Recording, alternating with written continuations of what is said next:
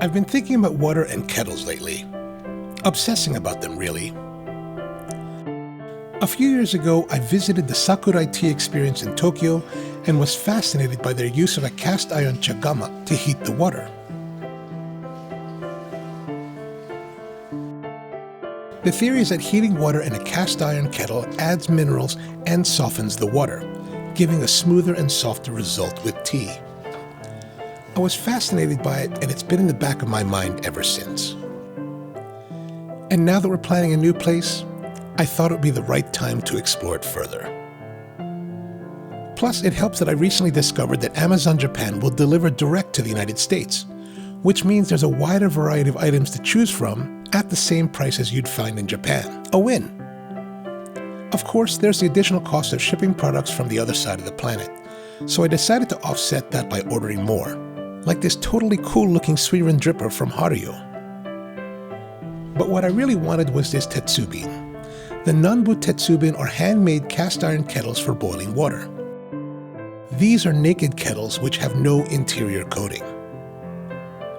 There is another group of cast iron kettles known as the Tetsukyusu that look like the Tetsubin, but these have enamel-coated interiors so they can be used for brewing tea.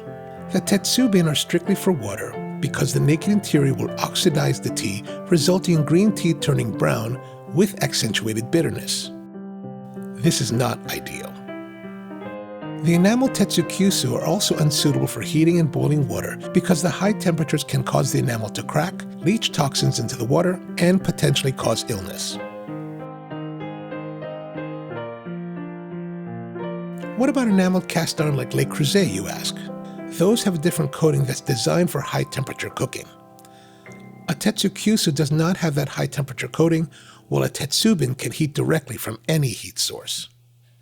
And in old school homes, that's exactly what they do. In the middle of your house would be a hibachi. No, not the hibachi you're thinking of. Traditional hibachi are charcoal fire braziers that are used for heating things like soups, mochi, sake, or water for tea.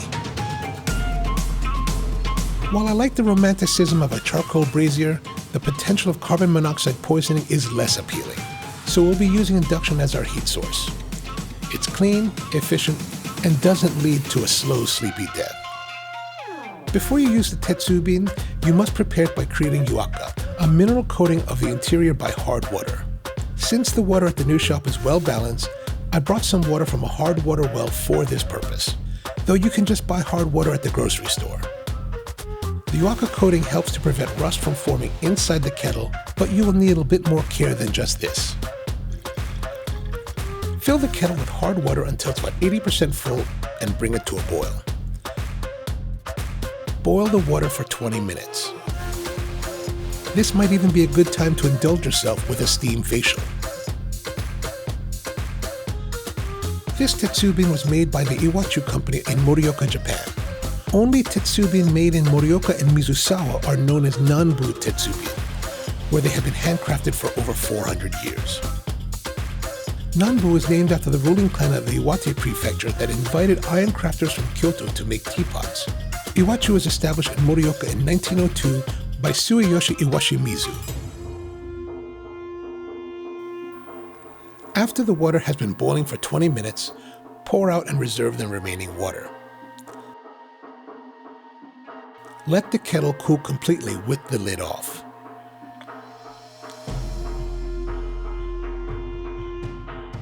Once cooled, refill the Nanbu again and bring the water to a boil.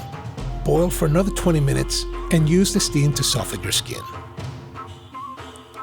While it looks simple, a Nanbu Tetsubin requires a 68-step process performed by a team of 3 craftsmen who have trained for 15 years to master the procedure. After a sketch has been created, mud and clay are used to make the sanegata, with the decorative elements pressed into the mold individually by hand using an ushi. To imprint precise and consistent patterns requires the highest level of mastery. With the second boiling complete, we reserve the water and allow the Nanbu to cool once again, before doing it all over again for the third and final time. Again, a steam facial can be beneficial, but do monitor your heat source because it can boil over, causing a bit of a mess.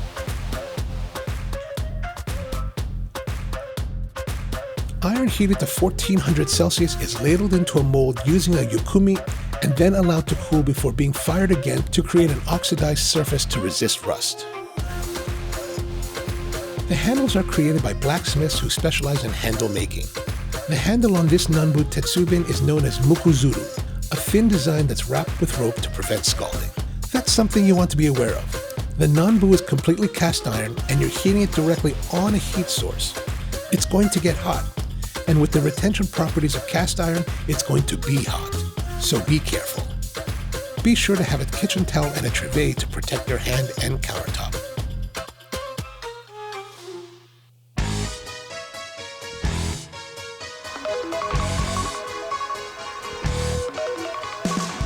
After boiling, dump the water and allow the kettle to cool completely. It should have a nice white coating of minerals, even if it is a little bit light. This will help to protect the interior of the Nanbu from rust. When you're ready to actually use the Nanbu, fill it about 80% with the water you plan to brew with and bring it to a boil.